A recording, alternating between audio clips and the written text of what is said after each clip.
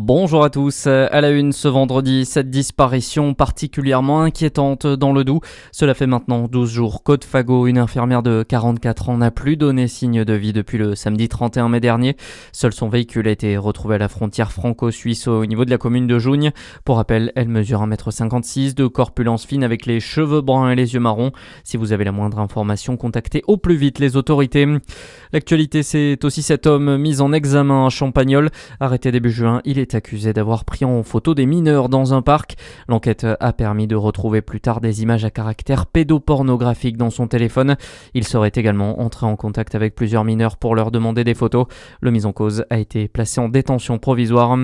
C'est un élément bien connu du paysage bisontin depuis le début des années 70.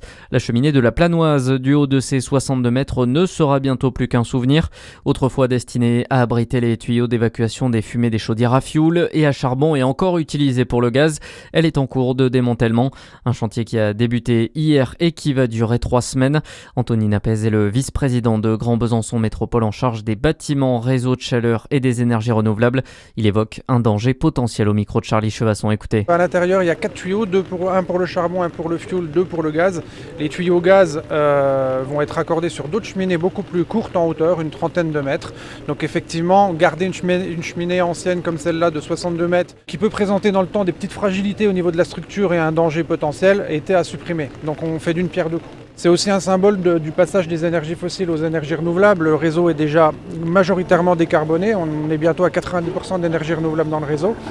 Mais voilà, ce symbole de déconstruction de la cheminée, je ne suis pas persuadé qu'elle manque à beaucoup, mais voilà, effectivement dans le paysage, ça fera un élément remarquable en moins. Et la métropole se félicite aussi de libérer de l'espace sur le site de la chaufferie de Planoise.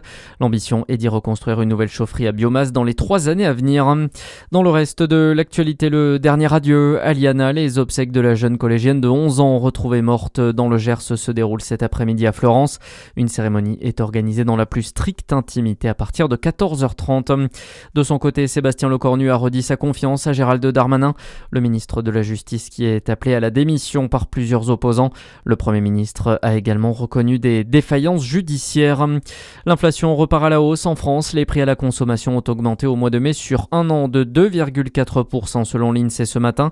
En cause notamment les tarifs de l'énergie qui progressent de plus de 16% sur cette période. Côté alimentaire, les nouvelles sont meilleures. Sur un an, les prix augmentent de plus d'1%. Et puis en foot, suite de la Coupe du Monde aujourd'hui, le Canada affronte ce soir la Bosnie-Herzégovine à Toronto dans le groupe B. Ce sera à 21h. Côté tricolore, les Bleus ont effectué hier leur tout premier entraînement depuis leur arrivée à Boston. Bonne journée sur Fréquence Plus.